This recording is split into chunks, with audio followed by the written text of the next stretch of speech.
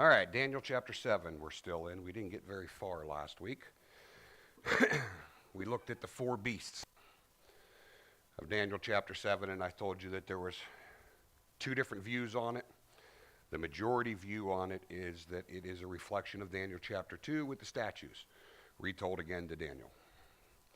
The minority view is it's for kingdoms yet to come.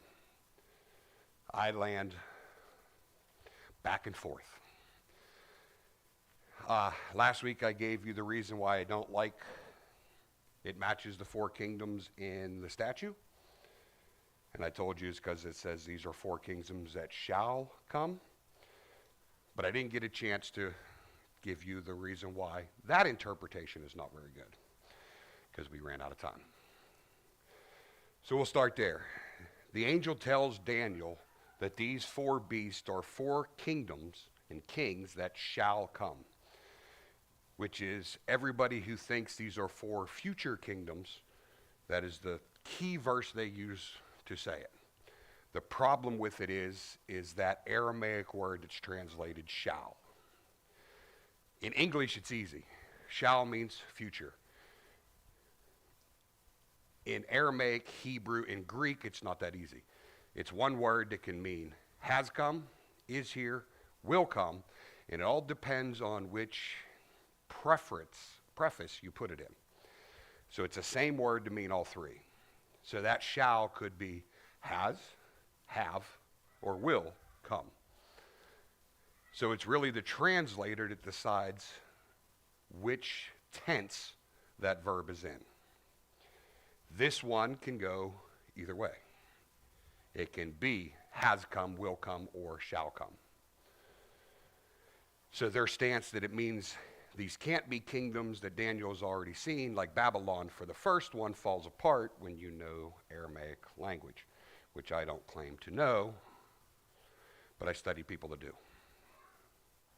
So that falls away. Here's issue number 2, which I think is bigger than issue number 1. Number 2, go back to Daniel chapter 2. When Nebuchadnezzar gets the dream of the statue with the head of gold, the arms of silver, the belly and thighs of bronze, legs of iron, and feet of iron and clay. The stone gets cut out of the mountain by no human hand and crushes the statue where? On his feet of iron and clay. And when it does so, it turns to dust and pulverizes the whole statue, and it blows away like chaff in the wind, if you remember Daniel chapter 2. That doesn't match this verse. In Daniel chapter 7, it tells you that final kingdom gets crushed, but the other three live on for a time with no power.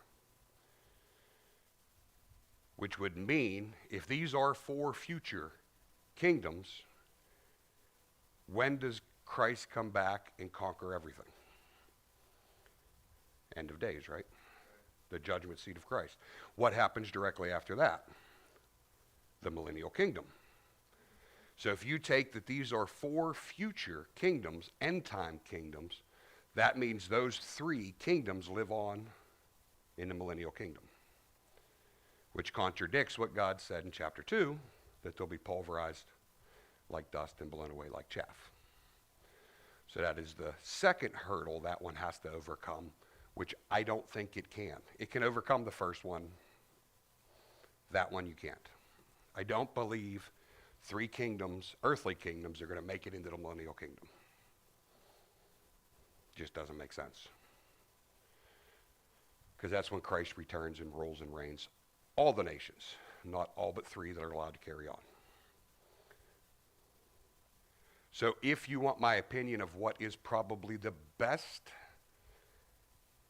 interpretation as of what we've had revealed to date, it's these are the four kingdoms, most likely the same as the statue. There's less hurdles to overcome with that interpretation. Yep. When I was in Revelation, it said it had 12 gates. No.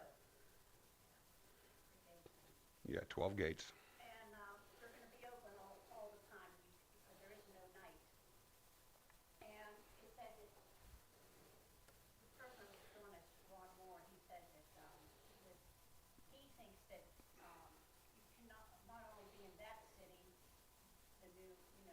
The New Jerusalem. They can go out from it. Hmm. And he said there's other kingdoms there. But where else would where would they go? There'll be other cities and stuff there, but they'll all be under one kingdom. Christ's millennial kingdom, where he rules and reigns, it says, the whole earth. Now, will everybody be in that city we talked about last week that goes from Miami to Florida and from the East Coast to Denver? No, doesn't have to be. There'll be some that can be outside the city, but access is not closed off ever. So you might be a farmer in your... We're not going to lose what we are today. I mean, you know, you be the same personalities and stuff. Yeah. We'll be better. We'll be perfect. Yep. But we will have our own personalities. We're not all going to be the same. Like everybody said, we're going to be perfect. We'll be doing. No, we're going to have our own. We're going to be perfect, but we're going to have our own like sense of humor. The same. I'll be Alice. You'll be John. Captain John. We'll know. Yeah. We won't have the realization of having husbands and wives and live together. Yeah, and we'll work in heaven. I mean, there was work in the Garden of Eden before the fall. So there's going to be work in heaven. So could there be farmlands outside? Sure. I mean, we're going to eat. Jesus said, I will not eat. We get our bodies back at the second coming, which depends on your interpretation of Revelation, before the millennial kingdom. All of them put it before the millennial kingdom.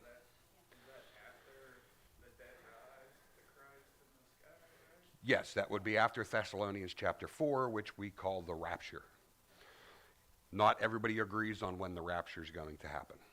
Pre-trib, mid-trib, pre-wrath, post-trib. There's 4 main different views with a bunch of sub-views underneath each one. But yeah, then we get caught up into heaven, caught up into the sky to meet Jesus. We get our glorified bodies.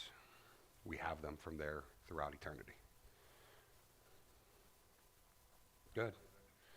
Well, I just read an article that Max Lucado, right, you know who I'm talking about? Oh, yes. Max Lucado. Okay, I just read an article that he wrote, and he says that right now, those who have died are just sort of like the front porch of heaven. They're not going to be in heaven, the actual heaven, until the millennium. So then he would go to the Abraham's bosom of the Old Testament that's not quite yet heaven. My argument with that would be Revelation. I can't remember the chapter. I want to say it's 11 or 13, where it talks about the souls underneath the throne crying out to God, how much longer shall we wait till you judge the earth for what they've done? Where's God? On his throne, in heaven. And the souls are underneath the throne in heaven.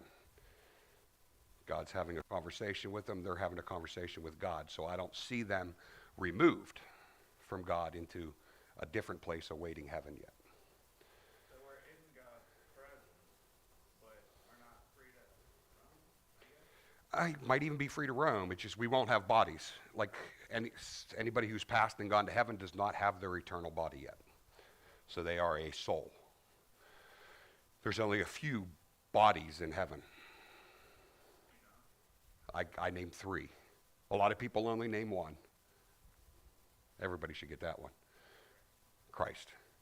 He has his eternal body in heaven. The other 2 are Enoch and Elijah. They were both caught up to God and had not died, according to Scripture.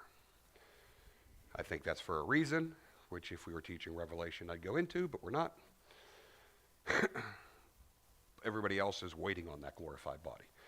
And when 1 Thessalonians 4 talks about the rapture,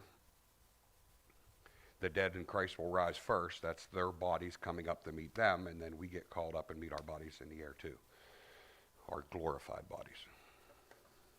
So grandma's sitting under the throne. Grandma's sitting under the throne of heaven. Anybody who died in Christ, they're in heaven, and we know that how. What did Jesus tell the thief on the cross?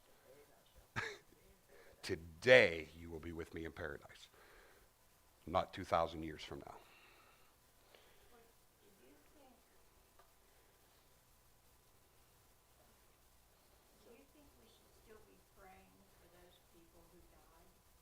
know they're good people, they're Christian people, they're in heaven. Should we still be praying for them? When you die, They made it. when you die, it's game over. You either made it or you didn't. There's no second chances. The whole world could pray for the salvation of somebody who's died outside of Christ, and it will do no difference. Death is final. I've been reading different articles and it says, shame on us if we don't continue to pray for them. And I always thought, hey, they made it.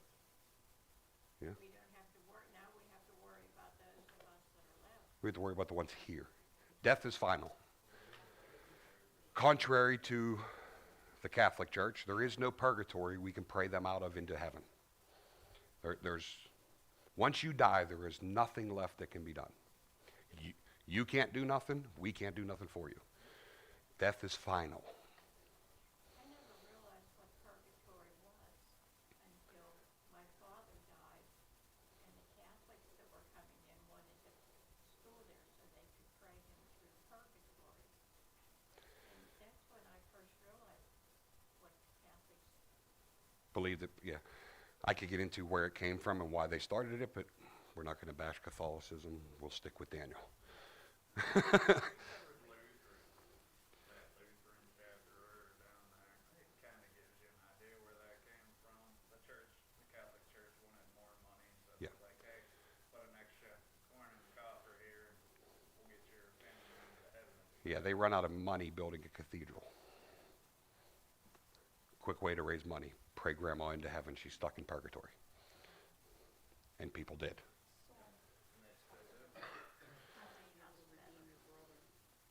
Yes, in Psalms. Psalm 49, 7-12. Can't redeem his brother or give the God a ransom for him. Do you think Daniel actually wrote this book? Most of it. Nebuchadnezzar wrote a chapter. But, okay. But aren't there critics out there that are saying it was actually written by someone else? Yes. There are critics that says it was written by somebody else, the book of Daniel, for those of you online. Written by somebody else and written much later. Why do they say that? Because the prophecy in Daniel is spot on accurate. If Daniel wrote it when Daniel says he wrote it, God knew everything that was going to happen with precision timing, and they don't want to admit to that. So they say it was written in the 150 BC era with all the knowledge of what happened. That's how Daniel got it so right. It wasn't written by Daniel. But that's obviously wrong. It is written by Daniel. Yep. It was written by Daniel before. It lays out the timing perfectly. And the succession of kingdoms perfectly. Even the attributes of the people of those kingdoms perfectly. So you either have to admit there's an all-knowing God that knows the future, or come up with another reason, and their other reason is, well, somebody must have wrote it much later looking back. It's just a way to deny the authority of God. But they're wrong. So the four beasts, the head of the kingdom, of the statue, the golden kingdom, was Babylon. We talked a little last week about how the lion with eagle's wings matches that pretty well. If you go and look at the Babylonian gate, which we still have replicas of because they found it, it's a lion with eagle's wings that's on the gate. If you go to Ezekiel or Isaiah, I can't remember which one, I think it's Ezekiel, he talks about Babylon coming to conquer Israel as the lion that is going to come and devour you, the eagle that will come and take you away. The Babylonian kingdom. It fits the best. Next, the arms of silver and Medo-Persia. 2 arms, divided kingdom, 2 sides. The bear matches. Raised up on one side, the Persians were much stronger than the Medes.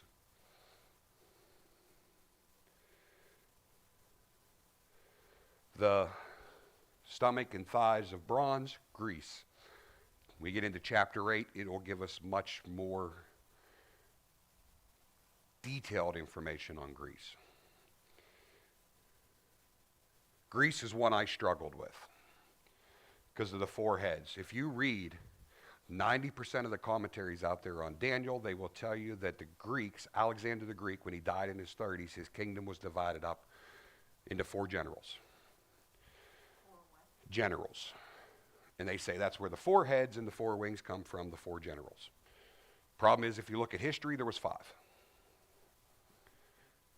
The one wasn't as big as the others, but there was five. So where's the fifth head? Where's the fifth wing? If you dig a little deeper, two of those five are from the same family that split. So God is, easiest way to reconcile it, which isn't perfect, is God saw four heads, four families that the kingdom would be divided into. Because then it goes from 5 down to 4, up to 20, back down. Greek Empire goes up and down with all these different rulers. Yeah. But it started, once he divided, it split into 4 different family groups that controlled all of the empire.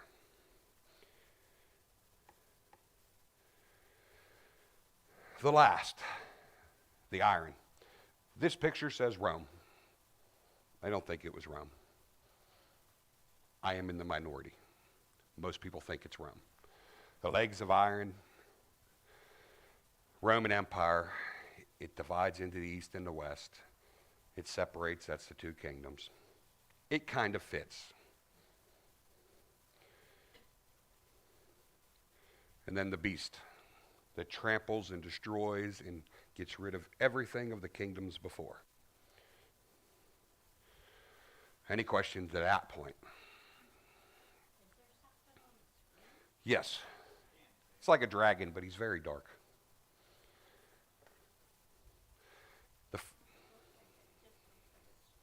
Yeah, it looks better on here, but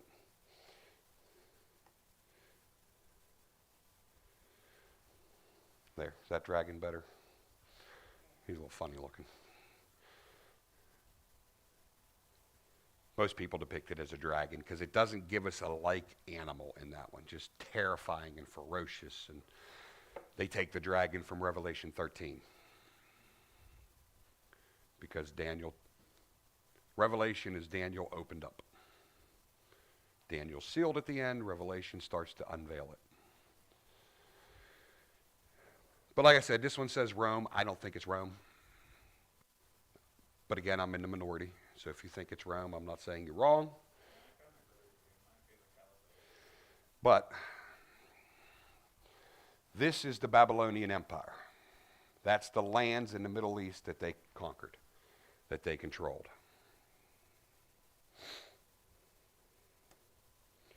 This is the Medo-Persian Empire. See, it controls the same area. Egypt, Israel, Turkey, Iran, Iraq, Saudi Arabia. Same area. Greek. This is the Greek Empire at its furthest. Egypt, Israel, Turkey, Iran, Iraq, Saudi Arabia, and further out. The problem I had with Rome, and people that agree with me, have the same thinking as me, Rome never really had this territory. Babylon. They conquered it for, I believe, 2 years. Finally, one emperor conquered it and died months later and lost it. So they never held the territory of Babylon for any length of time. And the prophecy is that the fourth kingdom destroys the other kingdom. And I tell you, it's all about that area. Rome did not hold it as well as the Umayyad Caliphate did. That's their landmass. All the same area as the ones before.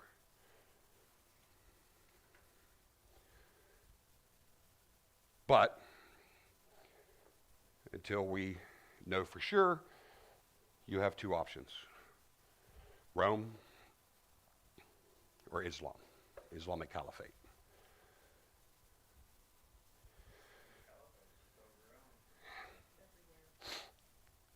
Is Rome? Is Rome still growing? Because the legs of iron turn into what? They transition into feet of iron and clay mixed with 10 toes. The 10 toes are significant. Revelation 13, 10 kingdoms. So it's this unified kingdom, 10 toes, 10 crowns, 10 horns, 10-headed beast. Everything's 10. So either Rome has to come back in some significant thing, the wounded head that everybody thought was dead and comes back, or the caliphate has to come back and mingle. Something has to come back in the end times and be that final kingdom of the feet. So if you think it's Rome, where are you looking? What's the only thing we really have left of Rome? Catholicism, the Roman Catholic Church. So that's why when you hear it's going to be this pope is the Antichrist or this pope is the false prophet, it's because they think the two legs are Rome. Because that's the only continuation we really have of the Roman Empire. Unless the EU steps up and decides they're going to join all back together, which they kind of have been, and they become a Roman force once again, which I don't see happening. But you never know. Most people go to the Catholic Church because they got the city of Rome. They got to take over. The first pope ruled as the Caesar and the pope. And they've continued that tradition down throughout. If you want to go Islamic Caliphate, we have a whole region we could pick from where all they have to do is unify. They're everywhere, by the way, worldwide. They are in Africa, they are in South America. Yeah. They got a big city down in Texas. Yeah, they are everywhere. But if they decide to unify Egypt, Turkey, Iraq, Iran, Saudi Arabia, then we got that area we're looking at back in power. That once was dead. We wiped it out in 4 something, or 750. This is from 750, so we dismantled it, I can't remember when, 1400? When we broke it all apart, we finally took back Jerusalem, the Crusades and all that stuff, and divided the land apart. And the caliphate was no more as a global power. They never really went away. They just went to their own little regions. But if they ever come back, then we're in trouble. The time is getting near.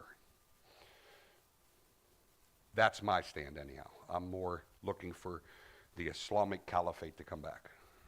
Why? Read the Quran one time. If you read about the Antichrist and the prophet and the return of God, it is the mirror image of the book of Revelation. When Jesus comes back, he's going to tell everybody they were wrong, they should have been Muslim, which is what our book says is the false prophet. Aren't they the ones, though, that really hated Jesus and really hated Jews? I mean, they've hated Jews forever. It's a death cult. The Muslims. It's a death cult. They hate everyone. Yeah. Yeah, they hate it. Forward. Yeah, I mean, they don't give up either.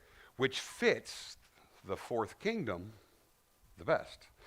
Because it says about the fourth kingdom, the legs of iron, that they will crush, destroy, and devour everything of the nation before it. Rome didn't do that. At Jesus' birth, what language was spoken across the earth? Greek.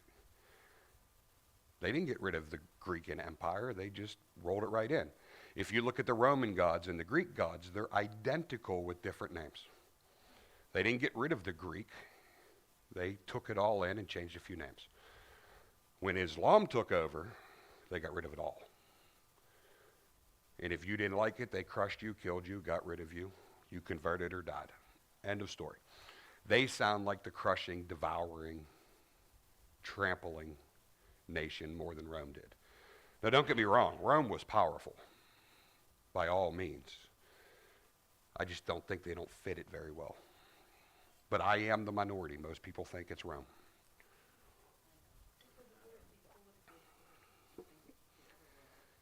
That's true too. I think that's why there's an acceptance of that even in our culture. There's a big, we have people in government right now. Yeah. It's okay to bash Catholicism and put them there, but we can't bash Islam by putting them there. Hmm?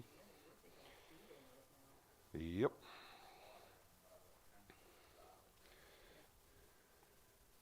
And no one even is covering that in the news. Think about it, there's very little news. They hate Christianity, why would they cover it? Which should give you comfort. If it's fought against so much, you have to be right. You have to be right. Why else? I mean, if we're wrong and we're worshiping the wrong God and we got it all wrong, people would just leave us alone. But when the prince and the power that rules this world finds out we got it right, he'll fight against it the strongest. Where's the biggest fight? It's Christianity. We're always fought against. Only the only God with compassion and love is part of the teaching, not hatred and freedom. Mm-hmm. Look at all the Divine traits. Look at all the other religions. You gotta do X, Y, and Z to even think about getting God's favor. Yep. Us, we just gotta accept His Son. In ours, God favored us enough to come down and redeem us.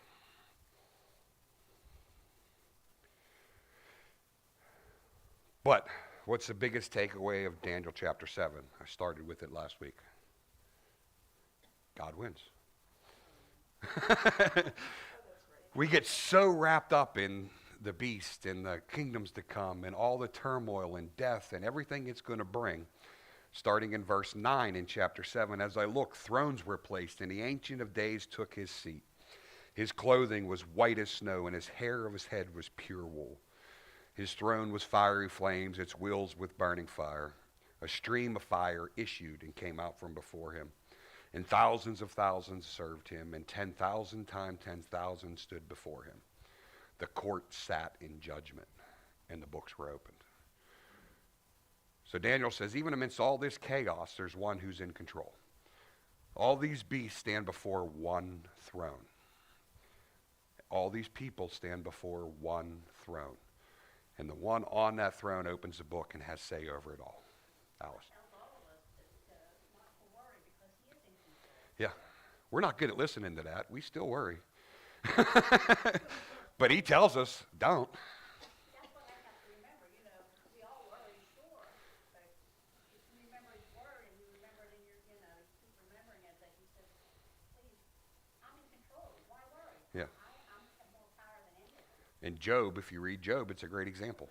Nothing could happen to Job without God's approval. That doesn't promise you're not going to go through trials and tribulations, but they all have a purpose. And as long as we trust, like we say we do, the one who's in control, why worry? Might it be bad? Yes. When do you grow the most in your faith? Good times or bad? It's always bad times. Good times we get lazy. It tells us take up our cross and follow him, so that Mhm. we're going to have it easy, we're going to have it rough, and that's when he can use us. When we have it rough, if you have problems and you're going to teach somebody, maybe the problem you went through, you can teach them. Yeah. Yeah, sometimes we go through stuff so we can be a blessing to people later on. That's not real good comfort in the middle of it, but down the road it is. Be like, now it makes sense. I went through all that and God brought me through it so I can help this person. That's why I'm praising today. Yep. Verse 11, I looked then because of the sound of the great words that the horn was speaking. Who's the horn? This is something you're going to have to know to finish out the book of Daniel. Who's the little horn? The Antichrist. Not a Antichrist, but the Antichrist. So in this vision, he's getting these four kingdoms that as of our time we know are gone, if we're right on all four. It's the first three, there's no doubt. Daniel tells you who they are. The fourth and the fifth, they do not. So we know 3 are at least gone, but probably all of them. So from here forward in the book of Daniel, because it's going to mention this little horn over and over and over, I tell you all the time, when you see those chapter and verse numbers, forget about them. Because Daniel's broken into 8, 9, 10, 11, and 12. 11 and 12, there is no break at all in the manuscript. It is one long story. I don't know why they divided it. But they weren't there when he wrote them. You have to read Daniel as one letter, because then you start putting chapter 2 with chapter 7, and chapter 8 on chapter 7, and 9, 10, 11, and 12 are about the feet of chapter 2, and the terrible beast of chapter 7. Chapter 8, the 2 kingdoms are going to be Medo-Persia and Greece as a first fulfillment, but you can see when you read it, it's talking about an end times thing too, and it doesn't tell you where it divides, but you have to read it all together with a background in Ezekiel and Isaiah to start. As I looked, the beast was killed and its body was destroyed, and it was given over to be burned with fire. So the beast, the final kingdom, when is it destroyed? Armageddon, right? At the Battle of Megiddo.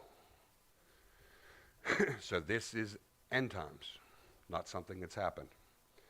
So here's the problem with the future ones. As for the rest of the beast, their dominion was taken away, but their lives prolonged for a season and a time. Those kingdoms are not going into the millennial kingdom, so what do you do with that?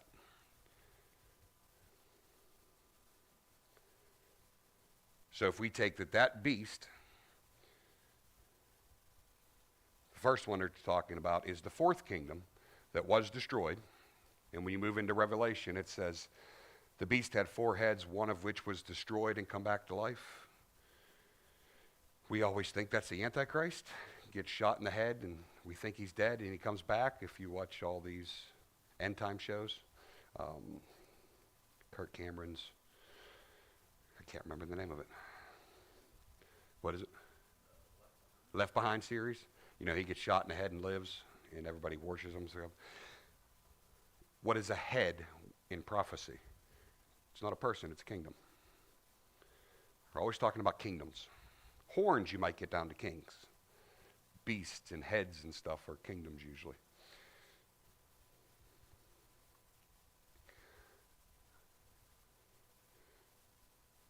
And then we see the Son of Man coming, which we went over last week. 13 and 14.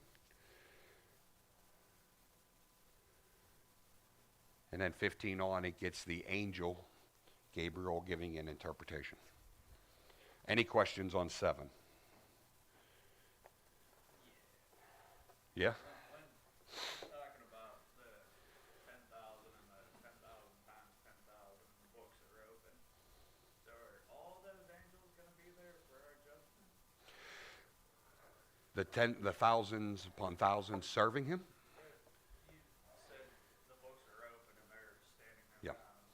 Are they all going to be there when you get judged, or is it? Or is it one-on-one?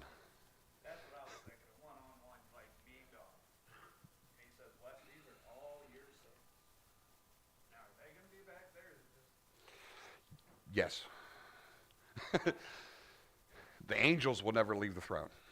They're always going to be there. When you get judged, it'll be one-on-one, you and God, but that doesn't mean the room's empty. And the thousands times 10,000s is saved people in heaven already, because they are worshiping him.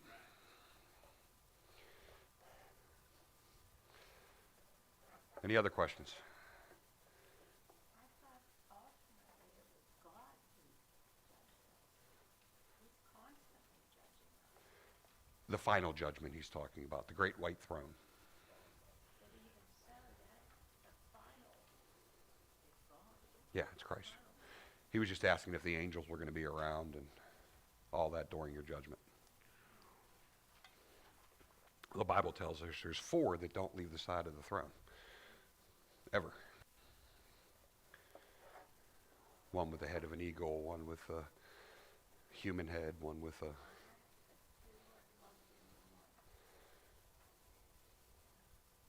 For the heads? Yeah, when it starts out, there's 5. 4 families, 5 people. And then it goes to 20 or so in Greece. Do you think we'll ever understand this? Yes.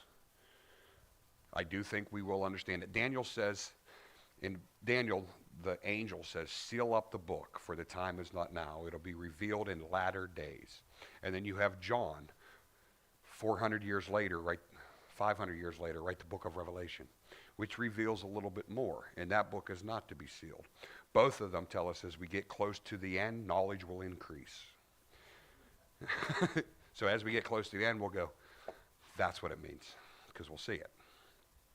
So is Daniel really the book to give us hope? Yes. Because like Daniel chapter 7 says, God wins. Christ comes. The kingdom is set up. It's eternal. It cannot end. So why do we get hope? No matter what happens in this world, God wins. But it gets pretty messy first.